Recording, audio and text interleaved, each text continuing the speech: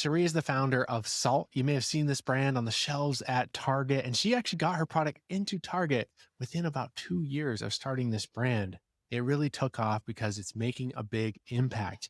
If you have a vision to launch a product that not only helps your family's bottom line, that makes impact in the world as well, this episode is definitely for you. Alrighty. Well, welcome to the show, Cherie. I'm so excited to talk with you. You've built just an incredible brand that I think some of our listeners are going to recognize, especially some of the places that you've been able to place your product. But not only the brand and just the awareness that you're bringing for women, because your product specifically helps women, but also just like the impact that you are making in the world that your brand is making. So I think I just want to go ahead and jump right into how did your brand come about? What is kind of your origin story? Why did you want to create this brand? Yeah, and I'm so thrilled to be here. This is so fun to be able to talk, especially to moms and especially to families, because we have such a family oriented story as well.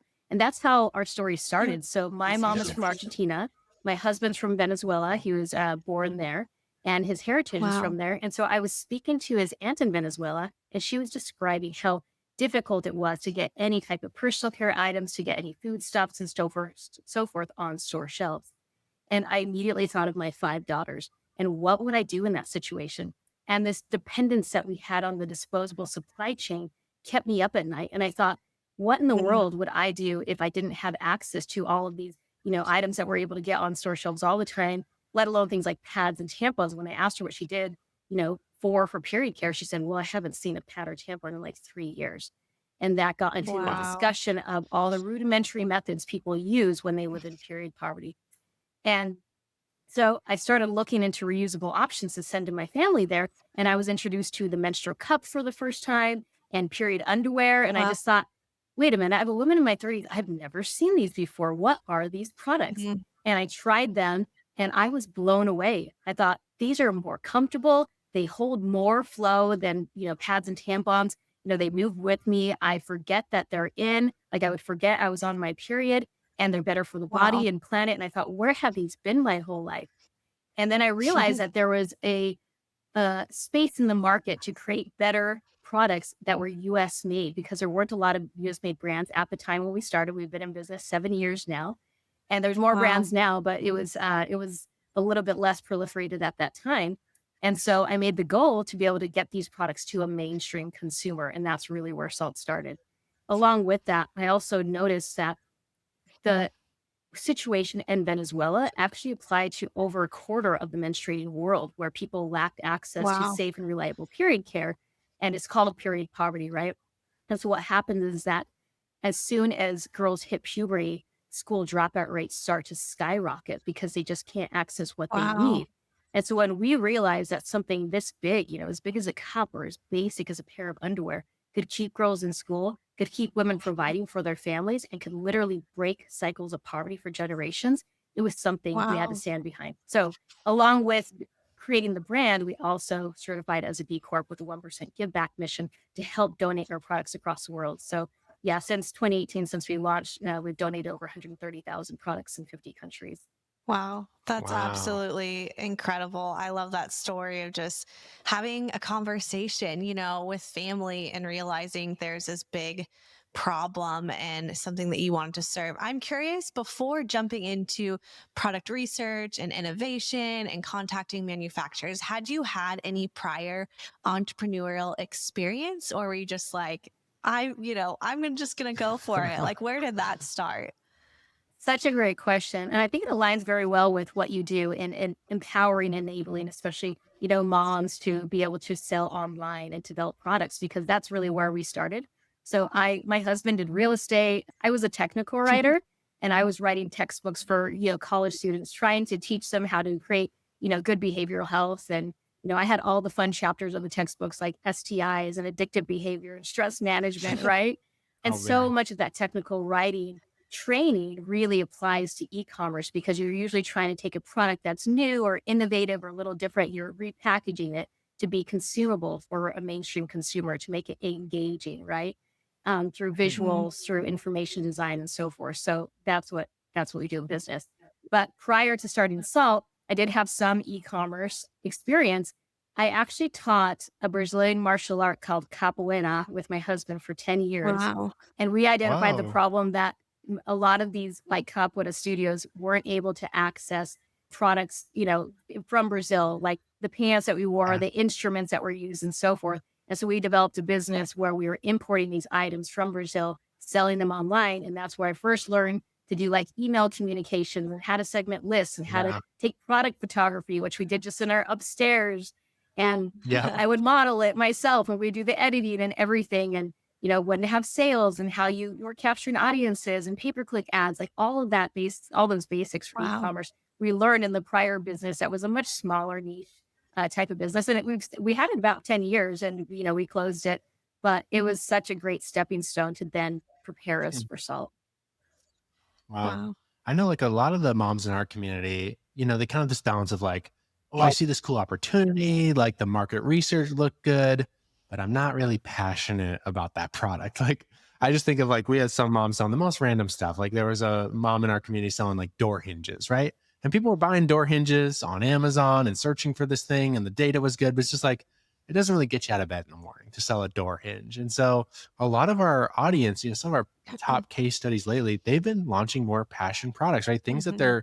they're passionate about, but also the market wants something that makes Mhm. impact in the world, that gives back, that like Mhm. lights them up when things get hard. And I think it's so powerful to have a mission like that. I'm curious to hear you talk about the B Corp side of things, because I think adding an element like that, it locks in this impact, right? Where it's just like we're committed to this thing. How complicated? I don't know anything about the B Corp, like doing this. How complicated is it to set up something like that? Can you explain, like, just in basic terms for our listeners, what it is? And like, because maybe there's someone listening who's like, man, I feel like there's a mission behind what I'm doing, Mhm. and maybe I can do something like this that has a give back element to it. Yeah, I love that. And I'll get in the B Corp for a minute, but I want to address what you first said, and that's how important it is to have a product that you're passionate about. And I fully agree. We were never really passionate about real estate. It was fun, but it didn't have the same level of meaning that we have right Mhm. now, where we're trying to help people get out of poverty and period poverty and improving individual lives for generations with the Mhm. products that we have. And you really do need to have something that gets you out of bed in the morning because being an entrepreneur is hard. It just is. It's such a roller Mhm. coaster all the time. And it takes a lot of hustle and grit and late nights. And if it's not something you're passionate about, then it's not going to be something that's going to last. And I can't tell you how much Mhm. that meaning has kept us going, has kept our team going. Great reviews. We have a channel on our internal Slack called Great Reviews, and we get to hear all the time Yeah. how our products have changed the lives of individuals who are customers here, donation recipients, and it is really what gets me out Wow. of bed in the morning. So I do believe that that's really important. And then along with B Corp, I also believe that consumers want to align with brands that align with their personal Mhm. values. They also don't want to Yeah. support companies just for profit. They want to see companies that are meaningful, that are care about having clean ingredients in their product, that care about, having great information and educational information with their products, and that are going to create Yeah. high performance products that they can really trust because they've learned not to trust the big conglomerates. That's why the big conglomerates will Yeah. come up with innovative products that really don't get adopted as well as some of the smaller companies. So I think it's an advantage that we have Mhm. in this time frame because consumers are demanding it. So not only do I think that it's a great perk, I think it's becoming necessary to have something that's Mhm. very authentic, to have an authentic story that speaks to your passion and then also has amazing products that really do what they say they're going to do. The scrutiny is a lot Mhm. higher. So going to the Yeah. B Corp standard, that's what the B Corp standard helps with is it's essentially a certification that you get from what's called B Lab. It's a nonprofit organization in California that said, hey, all these companies are trying to do good, but there's a lot of greenwashing out there, right? There's a lot of people say they're Mhm. Yeah. doing good, but there's no way to really measure that. So they said, so we're going to Yeah. develop a platform that measures that and hits everybody at the same standard. And in order to be B Corp certified, you have to have a score above 80 or higher. And then it measures the social and environmental performance of a company and measures it with that scorecard. And it's how they treat their workers, how good their products are for the environment. Are they thinking about sustainable practices? It's hit everything. And it's really, Yeah. really people, planet, and profit. It's a triple P approach. And I love that. Wow. So I do think it's not totally necessary, but it does give a really great stamp of approval to what you're doing. Yeah. think the market is responding so well to that right now because there Yeah. has been so much like kind of faking it and like just kind of Greenwashing. Yeah. greenwashing. And so like they're just looking for people to be real. So Yeah. I love that you took that extra step, even though that's probably a ton more work, right? It's a ton more work to kind of like jump through the hoops and prove all Mhm. the things that you're probably already doing. But it's some, I know you have a lot of products now that serve women in all different areas. Yeah. But I think like back to Apple when they launched their computer, they didn't really like the market didn't really know how to use a computer, right? When it first came out. And so they like would I think some of the first Apple commercials, they had the computer in the kitchen and it was like store your recipes. Like, it was like they didn't even ever know. And so I'm curious with this product because even we were looking at it and I hear Chelsea talking about, I've never tried one of these. I've been curious about it. Yes, it's How true. have you had to build in education into your thing? Because I think part of your product is like some people know it and they're like, oh yeah, that's for me. But some people, you have to educate them almost to like sell the product to them. So how have you built that in like to the brand, the education side of things? Such a good question because there are so many taboos and stigmas around this industry that even talking about it openly is something that's just finally coming around, right? And it Yeah. actually works for and against us because it is intriguing when people are talking about Mhm. periods openly and all the TMI that comes with that, right? And so it's something that we saw as our greatest challenge and also opportunity to tell a better brand story. Mhm. So at the time, what we saw in the period care categories, you had these brands that were like kind of really patronizing pinks and purples and flowers and women in white dresses. And then you had these other brands who were trying to take it on with a very, uh, I would say maybe brazen approach, blood and body parts. Mhm. And we said no one's really speaking to that middle mainstream. And so we created our brand to be very Right. clean and elevated and reflected the natural landscape and showed the period cycle for what I believe it really is, a cycle that should deserve Mhm. kudos, not censorship, because it perpetuates the human race, right? It's something that shouldn't Yeah. be, shunned and shouldn't be shamed. This is something that's natural for women every month, it regulates our Mhm. hormones. And there's so much that we can learn as we educate ourselves and know how to work with our Yeah. menstrual cycles. So education is a very important part of our brand. It engenders trust with our consumer base. Mhm. If we're teaching them about how to use the product, they have to be able to trust that you're giving them good information that's good for their bodies. And so we try to Mhm. do that in everything we do and be a thought leader when it comes to women's health and specifically menstrual health. So you're right, it Mhm. does require that Yeah. education. I And it's love this. also fun from a marketing perspective. I do a lot with marketing in Yeah. our ads because we don't ever talk about periods in a shameful way. Like we don't poke fun at it. Like it's actually a pet peeve of mine when people say, "Oh, this Mhm. is such an annoyance. It's such a shameful thing." We say, Mhm. "No, this is something that can be really empowering and it's natural Yes. and normal. And let's just talk about it. Let's talk about the better solutions, right?" And we just have a Mhm. lot of fun with our marketing and ads that's straightforward and speaks to it in an elevated way. Yeah. Well, just looking at your website and just like the Instagram, it does give those feelings of just like elevated and clean, and this is normal. And yeah, you're celebrating women and a part of their cycle, and not creating this shame or like, jokes around like being on Yeah. your period, my husband or my boyfriend or whatever it is. And so I think that's really necessary and needed. And what I think makes me excited is for like that next generation, because I didn't learn about any of this, until like very recently, honestly. And it was through like just friends sharing about like their alternatives to like a pad or a tampon. And, I think I already carried so much shame growing up, like talking, like being on my period or talking about my period or using a tampon and it didn't work well and like all these things. And so I'm even excited about products like this and brands like yours that are empowering women and showing them that there's another way and this is normal and like just a part of necessary thing as women. So I love that. As entrepreneurs and parents, convenience is key. But that doesn't mean you should have to sacrifice quality. For years, we nerded out on coffee, trying to get the highest quality, but that takes a lot of time, weighing the beans, getting the right grind, getting your water to the perfect temperature. And so when we had kids, we kind of shifted to the pod system, right? And it was a major downgrade. That was until we found X Bloom. X Bloom works with the best roasters around the country, and their machine truly brings the specialty coffee shop experience to your home. If you love a good pour over, I highly recommend you check this out. You can elevate your coffee drinking experience while keeping up with your kids. If you're ready to transform your mornings, head to rainmakerfamily.com/deals to get started. That's rainmakerfamily.com/deals therainmakerfamily.com/deals.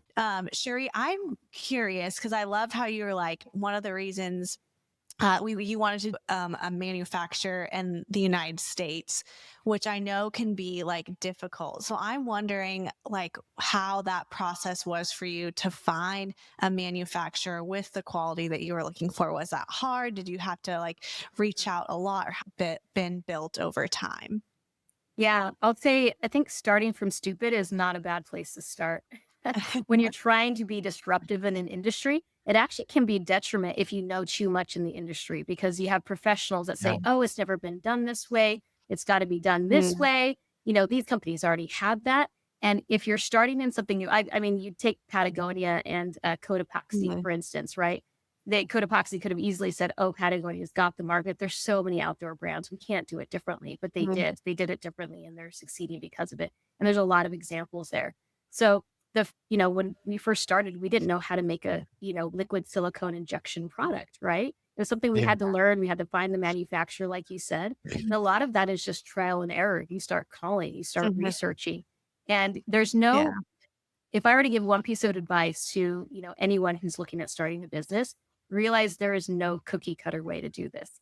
You can't just write Yeah. out a solid business plan and, that's going to work and all your first assumptions are going to work. It is constant pivoting. It's constant research. It's Mhm, who it's having conversations. It's figuring things out. It really is just an extended time of problem solving and that never ends. And so mhm, that's really what it was. Finding the manufacturer, it was looking and calling various different places. When we developed our gusset technology for underwear, for instance, that's a very, very different mhm. product. You're talking about an apparel product versus, a Yeah. silicone product. And they had different Yeah. manufacturers, they have different processes. People thought we were nuts for taking on such different products. And we said, well, people use tampons and pads together. We are trying to create a reusable, sustainable replacement for both. So we need both of these products if we want to have people switch to a fully sustainable period care regimen. And so we did. Mm, We had these two different products. It took us 3.5 years to develop our gust technology. And part of it was Wow. that starting from stupid. We started yeah. researching and realized that whenever it came to fabric technology, all roads started to lead to NC State and the Wilson Mm, College of Textiles there. And so my husband actually went and learned, took several classes there at NC State to Wow. learn wow. about their fabric technology, talked with Wow. consultants, and they were so willing to help because he just said, hey, I'm just That's coming to glean to learn, point us in the right direction. We want to create this. And so I think, like I said, if you're creating something disruptive, unique, don't be scared to jump in. Oftentimes it's actually a benefit. mhm. Wow. That's so powerful. Like, talk about extreme ownership, just kind of like being willing to like Yeah. figure it out at all costs, right? It's just Yeah. like we always say the how can I mindset in Mhm. our community. We never say I can't, or I was like, how can I, Yeah. Yeah. And that's very much that. Like, just let me find the people who know how to do this. And we were gonna launch for a while. We had a mountain bike brand and we were gonna launch we were doing accessories, right? So plastics and metals. Mhm. And we were going to launch a mountain bike short. And I realized how complicated textiles are. I was like, oh my goodness. Oh, so So I Mhm. can't imagine how much testing and trying, and especially things that not just on the outside of the body, inside the body, how Mhm. much variations you had to go through. So it's so cool to hear that process. Talk to me about launching another product to the existing audience, because oh that's yeah. something, again, like I think sometimes people are like, oh, this is cool and this is cool, but they are totally not related, right? Their second product or second idea. Mhm. But you had already built with one product trust and an audience. How was that second product received when you kind of went into the textile marketplace? That is such a great question because it was so different and all of our assumptions were wrong from the get-go. So we were really known as a cup company. So we went into, launching our flagship product, which is a period cup. And we said we want to develop the most comfortable, easiest to use period cup on the market. And we were really grateful. We got lucky, but we were also very deliberate in our branding. And we were able to launch into all Target stores nationwide in our second year of business, which is not Wow. Wow. usually how things go. And Yeah. so we felt like we were kind of a little bit of a rocket ship at the beginning. And we were able to achieve our goal of being the best, known cup, the best reviewed cup, the best seller on Amazon and in Target pretty quickly. And that was our big goal, Wow. is that we wanted to be known to have the most mainstream cup and be ubiquitous for adventure cups. So people knew us that way. And so that was like a bit of an easier road. So then 3.5 years later, we launched our period underwear that took so much longer and that, required so much fabric technology and consultants and Yeah. so forth. And we thought, oh, well, we already have a customer base. They're going to love this next product. And so we put it out there. Mhm. Hey, we have period underwear, and our projections on what we were going to sell, how it was going to be received. They were just completely wrong. People did not know us for that. They did immediately jump, Mhm. on that. There were people who used cups. They didn't know why they needed period underwear. They didn't know how it worked. They thought they had to put a pad on top of it. They didn't realize it was a Yeah. built-in absorbency. You say, no, you don't have to use a Mhm. pad. It's built in. You just wash it. All these questions, right? So we realized this needs just as much education. This Wow. needs just as much customer segmentation. We have to teach them why they should be used in tandem. And we're still doing that to this day. We have about 50% of our consumer base that uses them both in tandem, which we think is the most sustainable way to use them both is together. So you have one that Mhm. like a panty liner replacement where you use a cup or disc to do most of the work, but they don't know that you have to create those aha moments. So going back to Wow. education, it's saying, okay, tell me what you're using now. Well, I'm using a pad sometimes. I'm using, tampons. I use a pad at night sometimes. And you say, okay, or I have a light flow, heavy flow. Okay, here's all the products that would work for you.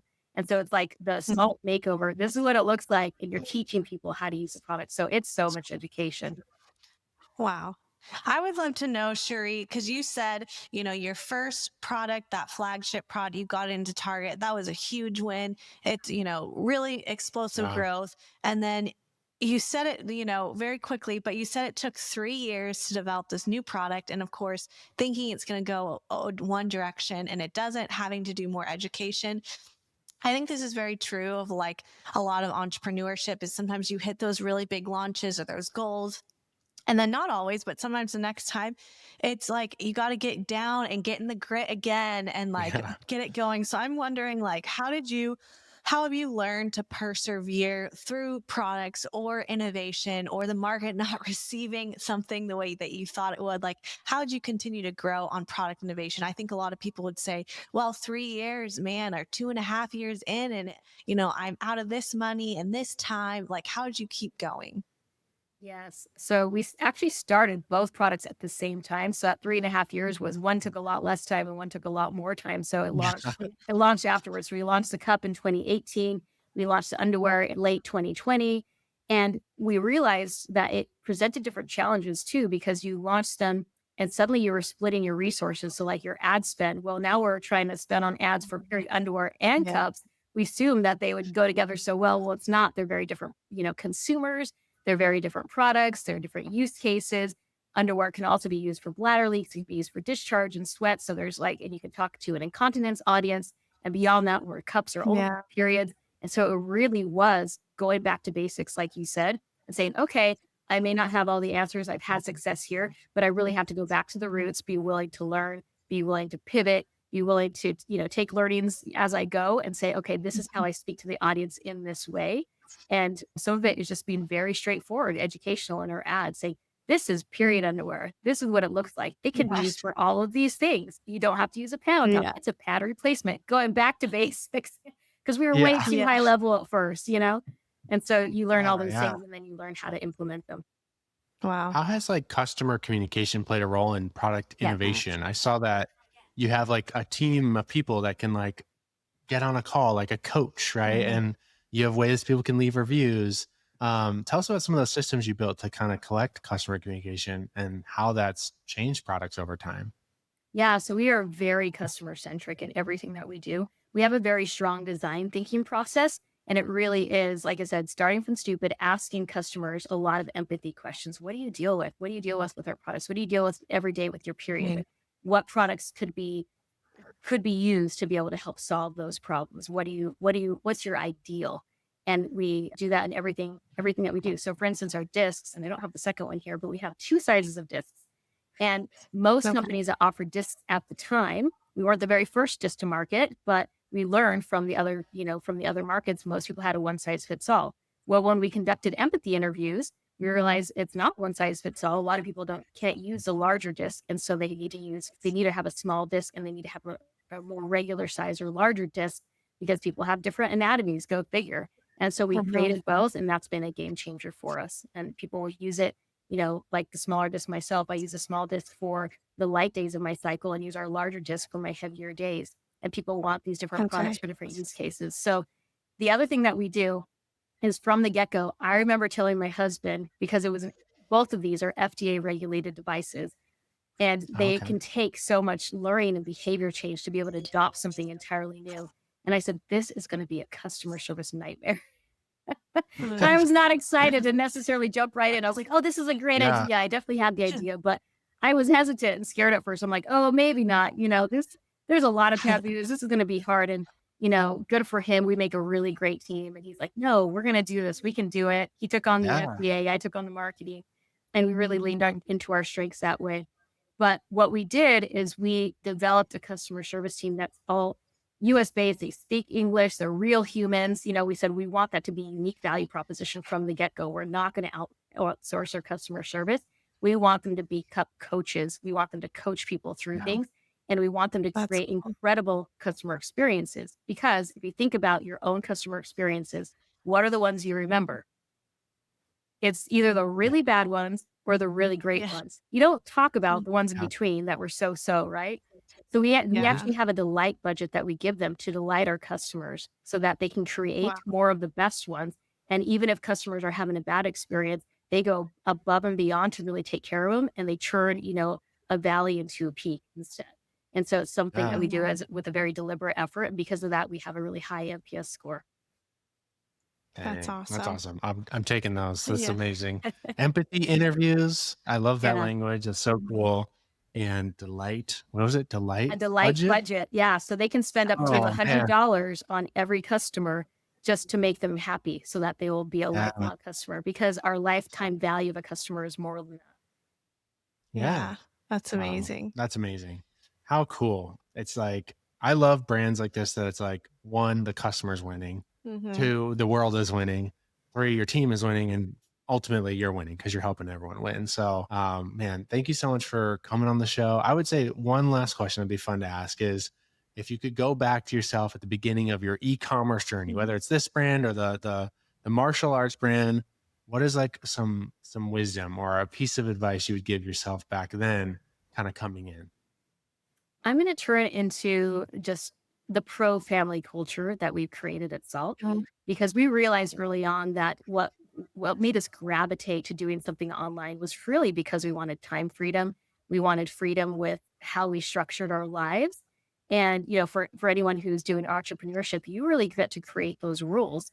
And we enjoyed that when we had a small brand. We were doing, the Brazilian e-commerce, right? When we went to Salt, I had, two young kids. We have six kids total. And I was required to be in the office a lot more. And my good husband said, why don't we create an in-office preschool? Because childcare is something that can be so burdensome and Yeah. disproportionately is Wow. carried by, the women. And so we did. So we created a free in-office preschool that's free for all of our employees, and all of our parents Wow. use it and they love it. And it creates so much team buy-in. And we also do a lot that empower women. We have a very flexible PTO policy as well. That's very pro family, because family stuff happens. There's, gymnastics meets, and there's, you know, uh, award ceremonies at schools and so forth. Things come up, doctor's appointments, kids get sick. And so you Mhm. really have to create that supportive environment. We have a flexible, remote workplace as well. And so we said we can create, especially as female entrepreneurs, you can create the rules and don't necessarily have to follow the antiquated models that don't make sense Yeah. for Mhm. families, especially post COVID. It's made a lot more sense to be able to provide that type of environment, and you can do that. And so, feel free to change the rules of the game in e-commerce, but also for the working conditions. And, it doesn't have to be like a work-life balance. It's a work-life integration. Mhm. That's beautiful. So good. I'm curious, like, I know Steven said one last question, but now I have another question on that because I'm so inspired. Yeah. But what about like you have six kids, you've got a lot going on, I'm sure schedules, you and your husband are doing like working together. What are some, maybe I'm going to say, I'm going to ask for three, but you can do more if you think of it. Like, what are some of those routines or systems that you've implemented for you and your husband when it comes to like that work life integration? Like, what are some of those big top things that you're like, we've implemented these not only just for our business, getting big ROI there, but for our family? Oh, I love that. First of all, having open and honest conversations about how you're going to make it work that is going to really utilize both of your strengths. And, some women might say, and I'm just going to say more from my perspective, but might say, hey, I really want to be in the home. I am in my home right now working. My husband is at our office working. I say, I like to be here because I like to be here for those integral moments for when the kids come home from school. And so we're both working the Yeah. same amount of time, right? But we have different environments for different reasons, things that pull us. And so I've chosen to do that so that I can be there to greet them, right? And not have a nanny necessarily or or have Yeah. nobody here. So that's important. So you have those conversations. We split roles a lot more.